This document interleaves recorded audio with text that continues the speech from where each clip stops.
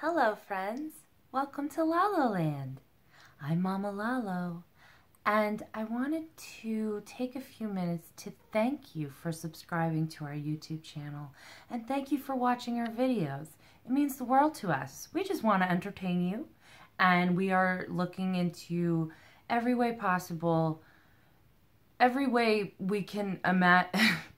Sorry, let me start again.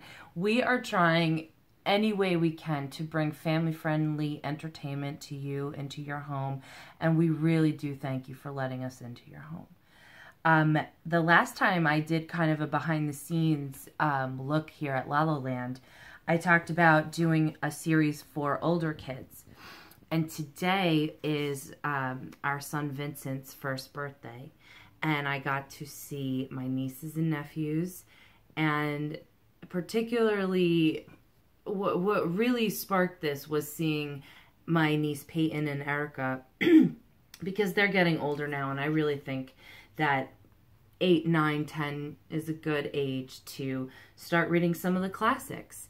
So how I'm going to do this is I'm only going to read about half, and then the other half will continue the next time we do story time from LalloLand. So here we go. Diving right in. A treasury of classic stories. We're reading Alice in Wonderland, written by Lewis Carroll, retold by Catherine Allison, and illustrated by Erin McGuire. Okay. Alice was beginning to get very tired of sitting by her sister on the riverbank and of having nothing to do. It was hot, which made her feel very sleepy and slow. We all got like that. She was considering whether the pleasure of making a daisy chain would be worth the trouble of getting up and picking the daisies, when suddenly a white rabbit with pink eyes ran close by her. There was nothing so very remarkable in that, nor did Alice think it so very unusual to hear the rabbit say to itself, oh dear, I shall be too late." But when the rabbit actually took a watch out of its vest pocket, looked at it, and hurried on, Alice realized that she had never before seen a rabbit with either a vest pocket or a watch to take out of it. So she ran across the field after it and was just in time to see the rabbit pop into a large rabbit hole. In another moment, in went Alice after it. The rabbit hole went straight on like a tunnel, and then dipped suddenly down, and Alice found herself falling into what seemed like a deep well. It was too dark to see where she was falling to, but she could see that the sides of the well were filled with cupboards and bookshelves. She picked a jar labeled orange marmalade. That's like orange jelly. From one shelf. Sadly, it was empty, so she put it back. Down and down she fell. There was nothing else to do, so Alice started thinking about her cat. "Dinah, my dear, I wish you were down here with me." Alice felt that she was dozing off and had just begun to dream when suddenly, thump! Down she came on a heap of dry leaves, and the fall was over. Alice jumped to her feet and saw the white rabbit hurrying down a long passage ahead of her. There was not a moment to be lost. Away went Alice like the wind, just in time to hear it say, "Oh, my ears and whiskers, how late it's getting," as it turned a corner. Then it disappeared from view. Alice was now in a long, low hall with doors on all sides. They were all locked.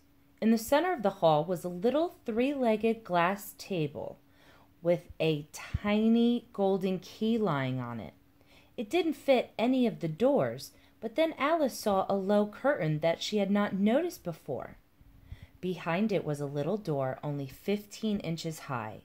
She tried the little golden key in the lock. It fit!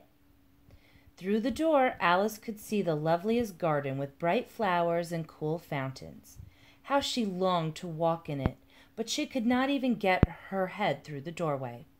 Feeling sad, Alice shut the door and went back to the glass table, only to find that a little bottle had appeared. Around its neck was a paper label with the words, "Drink me," on it. Alice hesitated a moment, but then took a sip.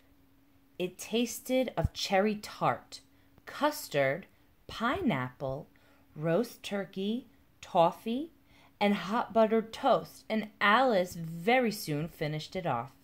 "What a curious feeling," said Alice as she shrank to only 10 inches high. Now she could fit through the little door into the lovely garden. But alas, the key was still on the glass table, and she was much too small to reach it. Then her eye fell on a small cake with the words "Eat me" written on it. Alice took a bite and then another, until she finished it and had grown all over again.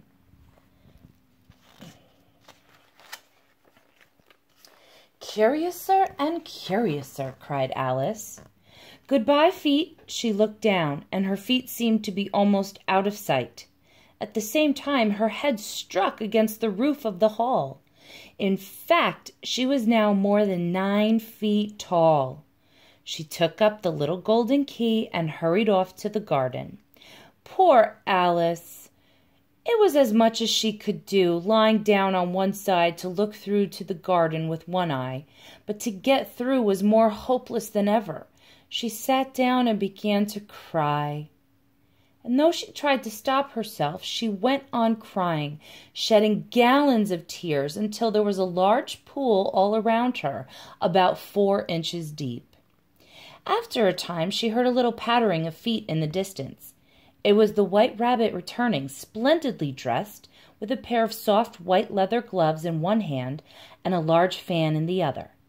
Alice called out, "If you please, sir," which frightened the rabbit so much that he jumped violently, dropped the gloves and the fan, and scurried away as fast as he could go. Alice took up the fan and gloves.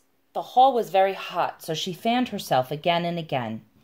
When she looked down at her hands, she was surprised to see that she had put on one of the rabbit's little white gloves. "I must be growing small again," she thought. She dropped the fan hastily, which she realized was the cause of her shrinking, just in time to avoid disappearing altogether. Suddenly, her foot slipped. The gloves went flying, and splash! She was up to her chin in salt water, the gloves floating beside her. At first she thought that she had somehow fallen into the sea, but she soon figured out that she was in the pool of tears that she had wept when she was 9 feet tall. "I wish I hadn't cried so much," said Alice as she swam to the shore and then did her best to dry off. In a little while, the White Rabbit appeared again. "Where can I have dropped them, I wonder?" he muttered anxiously. Alice guessed that he was missing his fan and gloves. Then the rabbit noticed Alice and called out to her in an angry tone, "Mary Ann, run home this moment and fetch me a pair of gloves and a fan." Alice was so frightened that she ran off at once in the direction he pointed to. "He mistook me for his housemaid," she said to herself as she ran. Soon she came upon a neat little house with W. Rabbit engraved on a bright brass plaque beside the door. She went in, hurried up the stairs, and found a table in the window with a fan and a pair of tiny white leather gloves on it. She took them up and was just going to leave when her eye fell upon a little bottle near the looking-glass. Alice uncorked it and put it to her lips. Before she had drunk half the bottle, she found her head pressing against the ceiling and had to stoop to save her neck from folding over.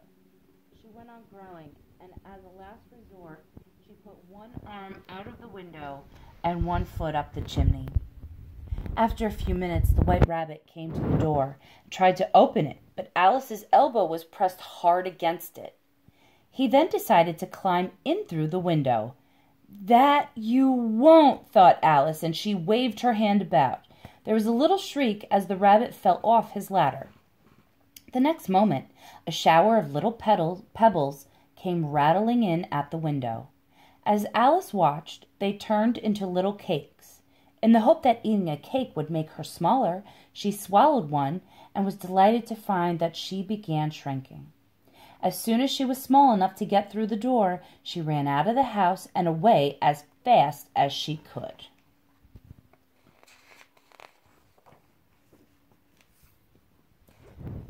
Alice soon found herself in a thick wood and began searching for something to eat or drink to make her grow again. There was a large mushroom near her, about the same height as herself, and when she had looked under it, on both sides of it and behind it, it occurred to her that she might as well see what was on top of it.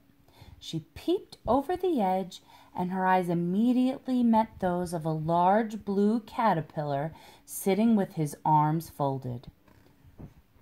"Who are you?" said the caterpillar. I hardly know, sir," Alice replied shyly. "I know who I was when I got up this morning, but I have changed several times since then. I don't keep the same size for 10 minutes together." "What size do you want to be?" the caterpillar asked. "Well, I should like to be a little larger," said Alice. 3 inches is such a wretched height to be." "It's a very good height indeed," said the caterpillar angrily, rearing up. He was exactly 3 inches high. Then it got down off the mushroom and crawled away, remarking as it went, "One side of the mushroom will make you grow taller, and the other side will make you grow shorter." Alice broke off a piece of mushroom from each side and nibbled a little of the right-hand side. The next moment her chin had struck her foot. She at once nibbled some of the other side, but alas, all of a sudden her neck was immensely long, like a snake. So she carefully nibbled first a piece from one side of the mushroom, and then a piece from the other, until she was her usual height. And then, seeing a little house ahead of her, she nibbled some more mushroom until she had brought herself down to 9 inches high and was the right size to meet the owners.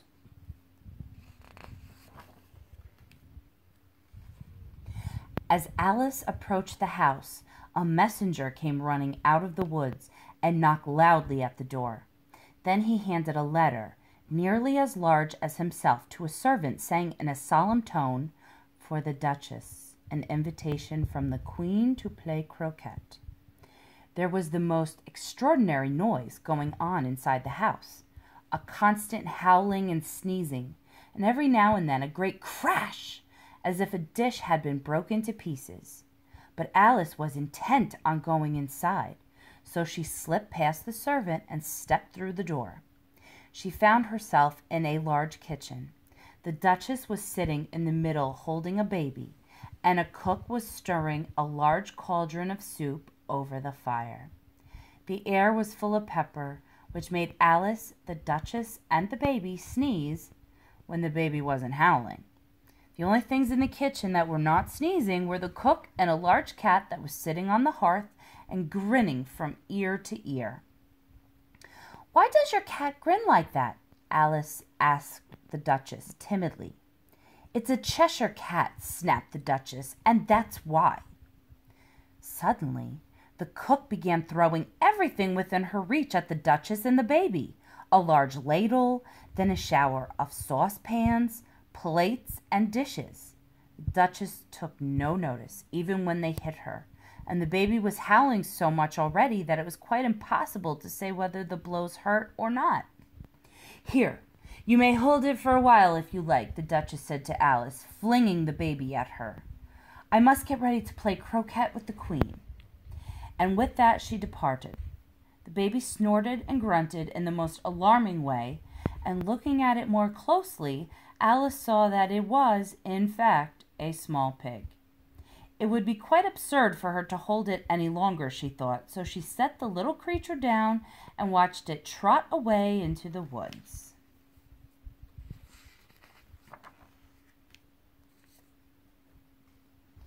Once outside the house, Alice was a little startled to see the Cheshire cat sitting on the bough of a tree. The cat grinned when it saw Alice. It looked good-natured, she thought, but she still felt that it ought to be treated with respect. "Cheshire cat," she began, Would you please tell me which way I ought to go from here?" "That depends a lot on where you want to get to," said the cat. Alice felt that this could not be denied, so she tried another question. "What sort of people live around here?" "In that direction," the cat said, waving its right paw, "lives a hatter. And in that direction," it waved the other paw, "lives a March hare. Visit whichever you like. They're both mad." "But I'm not sure I want to go among mad people," Alice remarked. "Oh, you can't help that," said the cat. "We're all mad here. Do you play croquet with the queen today?" "I should like to play very much," said Alice, "but I haven't been invited yet." Suddenly the cat vanished. Alice was not much surprised at this, as she was getting so used to odd things happening. She waited a little, half expecting to see the cat again, but it did not appear. So she walked on in the direction that the March hare was said to live. "I've seen hatters before," she thought, "so the March hare should be much more interesting."